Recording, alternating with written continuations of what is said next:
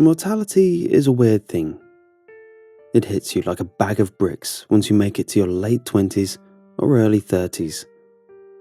It's about the time when your family starts getting diagnosed with all kinds of diseases, heart attacks, strokes, cancer.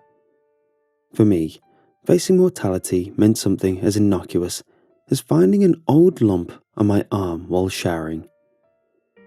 It might not sound like a big deal, but it's important to note that my younger brother died from osteosarcoma, a fairly aggressive bone cancer, and for him, it was nothing more than a small, tender, unmoving lump he found on his leg.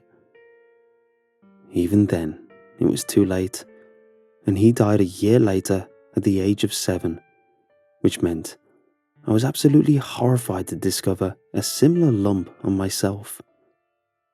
Over the course of a few days, as I awaited my doctor's appointment, the lump grew ever so slightly.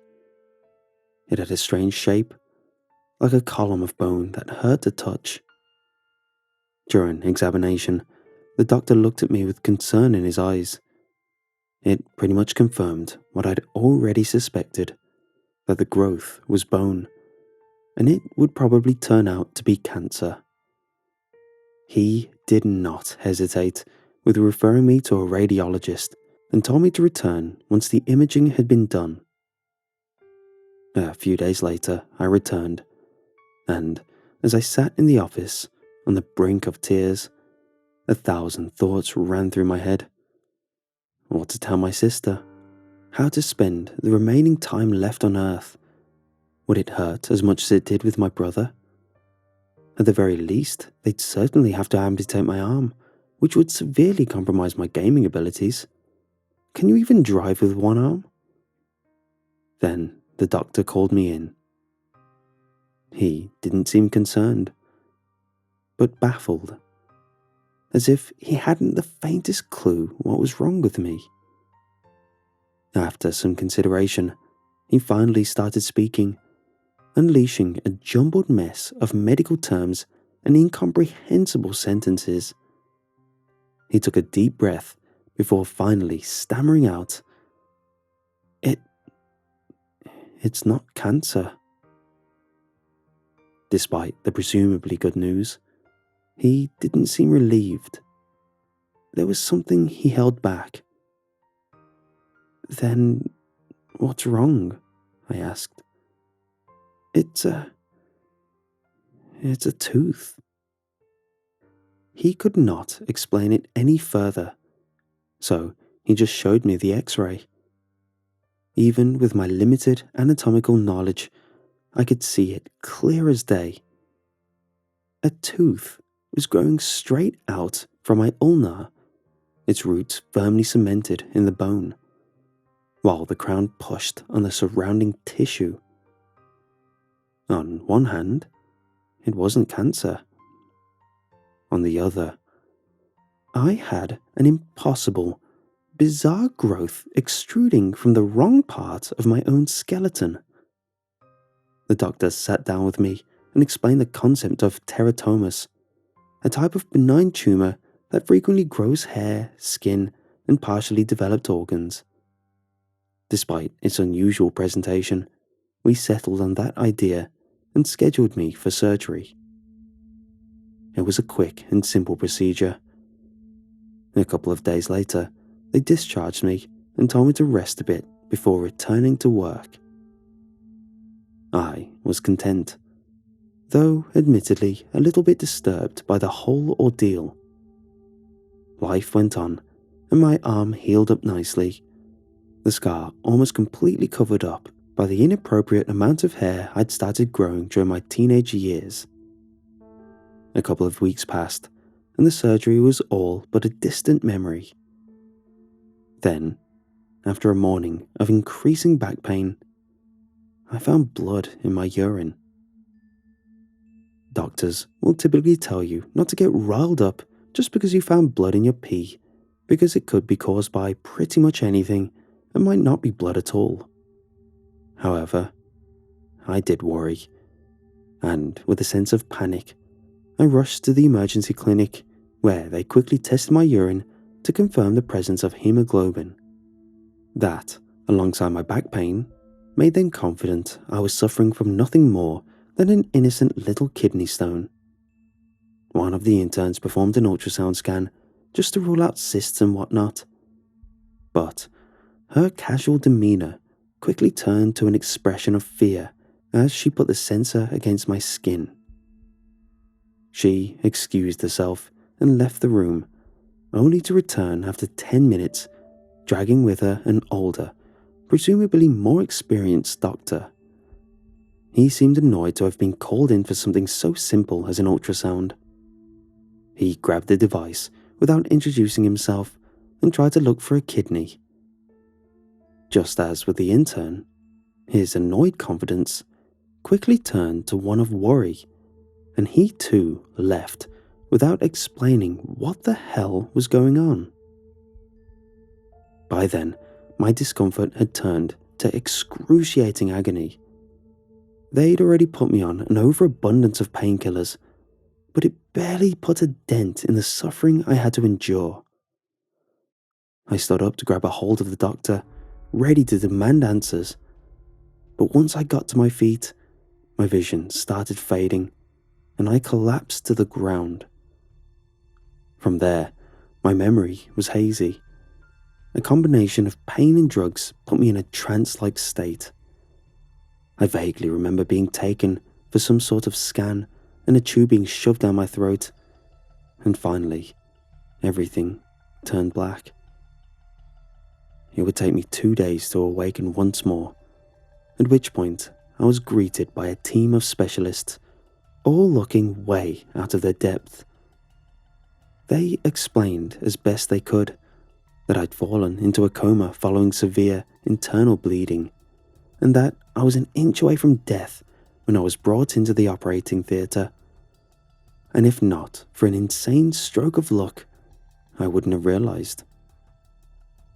Despite the success of the surgery, they still seemed nervous, and I could tell there was more to the story.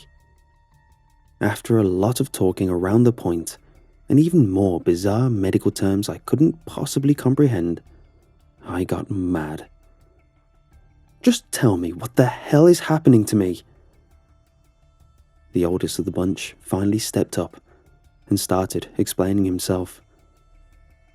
Mr. Woodcombe, to be brutally honest, we haven't the faintest clue what kind of affliction you've come down with. It's quite frankly beyond anything we've dealt with in the past. What does that mean? Am I going to die? I asked. He took a deep breath. We can't know how the disease will progress, but what is happening to me? I yelled as I tried to sit up, still too groggy from the drugs, unable to feel the presence of my own body. He explained what had happened to me, that my stomach had started migrating towards my left flank, where it had enveloped itself around my kidney, slowly but certainly absorbing and digesting it. The process obviously severed its blood supply, which caused a bleed out that almost killed me. They'd fixed the tooth, and they'd stopped the bleeding, but a part of me knew it wasn't over. I'm still not fixed, am I? I asked. He shook his head. I'm so sorry, Mr. Woodcombe, but this disease, we don't know how to stop it. At this point, we're just treating the symptoms. By then, I'd woken up enough to coordinate my movements, but I still couldn't feel my right arm. I turned my head to check on it and saw that the vast majority of my lower and half my upper arm had turned almost completely white. I tried to lift it, but my muscles simply wouldn't budge. The skin looked so smooth, like perfect silk covering an almost shapeless blob. I'd always been a skinny, albeit toned person, so my veins were fairly prominent. Except now, they'd all seemingly vanished from my forearm, leaving nothing but a stump of a vessel I could see actively retreat away under my skin. It happened before you woke up. There was no time. We couldn't. What the hell is happening to me? I asked once more. We don't know, he said. I looked at him in despair. These were the people that were supposed to help me. If even the professionals were baffled, I was screwed. Mr. Woodscombe, your arm has absolutely no blood supply. I'm sorry, but we need to amputate it as quickly as possible. You shouldn't even be awake right now. They made me sign a consent form before proceeding. Just the act of writing my own name with my one remaining functional arm was an excruciating ordeal. Another few hours went by, and my right arm was a part of the past. Once I woke up from my third surgery, the doctors informed me that I was to be transferred to a more specialist health facility. They didn't even have the courtesy to call it a hospital. They airlifted me, wrapped in a containment box of sorts, to prevent the spread of a disease that could potentially be contagious. While flying, I was strapped down with no view of my surroundings. Wherever they were taking me, they would not tell. And, based on a few glimpses I got of the world beneath us, I wouldn't have known anyway. On the ground, I was met by a team of doctors dressed in hazmat suits.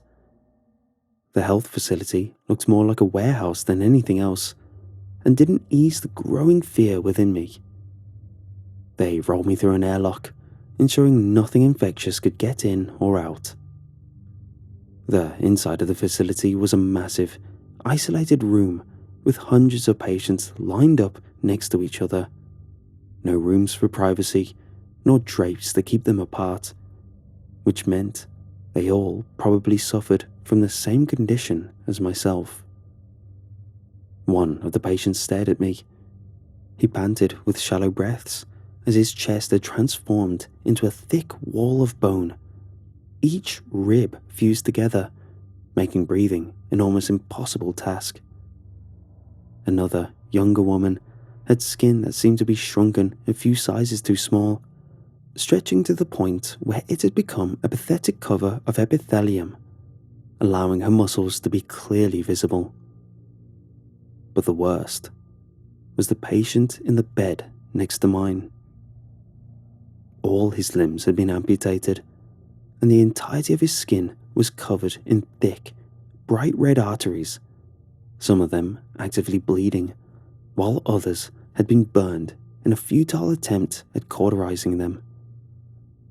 He groaned in agony, almost inaudible, strained sounds emerging from his toothless, tongueless mouth.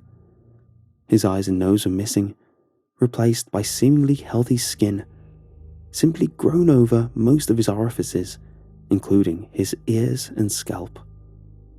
He was trapped in pain, unable to hear, see, or communicate with the world around him. But if he could, I'm certain he would have begged for death. After a couple of hours staring at the horrifically mangled people around me, a doctor approached me. He was a tired-looking old man that had been broken by the afflictions of others. I'm Dr. Foreman. Your name is Eric Woodcombe, correct? I nodded. I'm going to administer a drug. It'll slow down the progression of the disease. Will it help? Can you help me? I asked frantically. He looked around, seeming to check if anyone could hear us. It'll slow it down, but it won't cure it. We're not even sure what causes this disease, but antimitotic drugs seem to put it in a sort of stasis. What is it exactly? I asked with a trembling voice. It's an infection, Mr. Woodcombe, though it's not bacterial, viral, fungal, parasitic, or prion in origin. All I know is that it affects anyone that touches it, and that we're not going to be able to contain it for long. I then asked a question I already knew the answer to. Am I going to die? He nodded, his emotionless face never changing. How long do I said, before he interrupted me. A week, maybe 2. Once the disease has converted all of your organs into an incomprehensible mess, and when the most experienced forensic teams would be unable to recognize your corpse of that of a human being, that's when you'll die. His bedside manner left a lot to be desired, but it was obvious that he'd gone through that speech 100 times before. He was detached, desensitized from the nightmare that surrounded him. As he turned around to leave, I noticed his arm had bone spicules, skeletal spikes protruding through his skin. "Doctor, your arm." He looked down at it and sighed. "I told you it was infectious. Everyone in this room, staff, patients, even the dogs that have lurked around the site. The guys outside wearing hazmat suits have been hunting them down, but it's too late for that. Not that their fancy protection gear will help them, but I'm not going to break that news to them." I was speechless, and he could tell his words hadn't comforted me in the least. He just didn't care. "I'm sorry, but you should make peace with your family, friends, whatever you have in this world. Because if we don't find a viable cure within the next week, they're torching this place."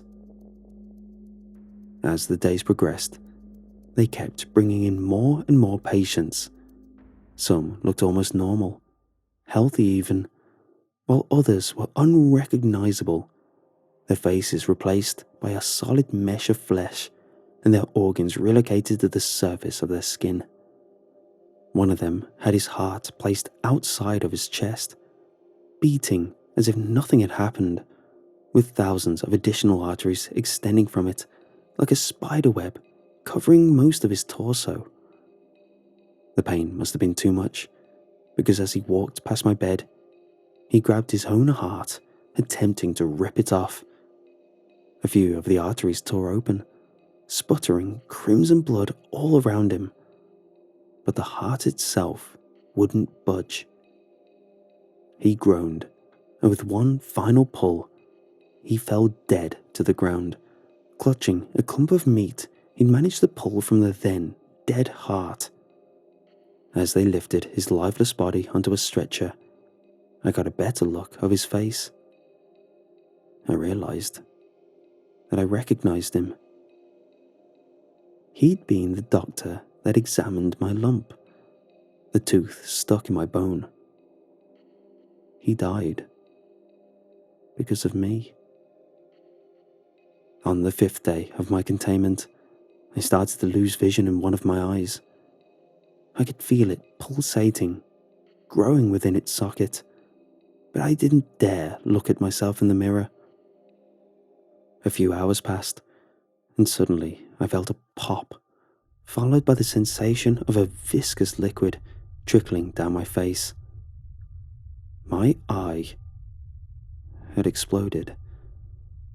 And still, I didn't have the guts to put myself in front of a mirror or to call out for help. In a couple of days, they'll burn this place to the ground in an attempt at preventing the spread of whatever disease has infected us. The doctors aren't hopeful about a cure, but fire seems the safest option, just turning us all to ash. A price worth paying to save the world, I suppose. At least they've given us all a chance to call loved ones, but I don't have much of a family, so to speak.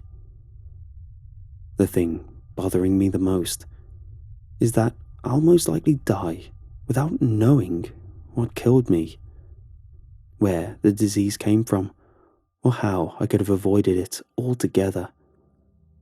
Hindsight is 20/20 and all that. Not that it matters to me. I'm already dead. But whatever finally got me, it's still out there.